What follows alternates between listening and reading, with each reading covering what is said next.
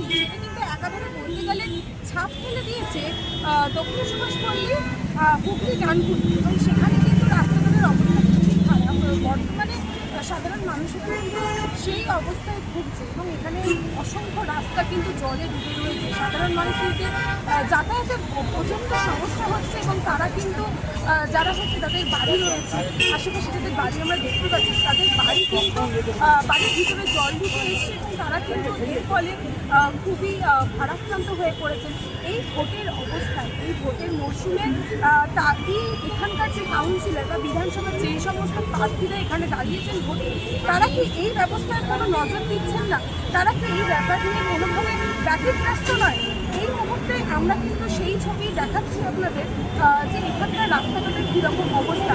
তাহলে ভোটের আগে এই যে প্রচার, এই যে পাশে দাঁড়ানো, তাহলে আজকে সেটা কোথায় গেল? এই মুহূর্তে কিন্তু আমরা সেই কথাই বা সেই ছবি কিন্তু আপনাদের দেখাচ্ছি।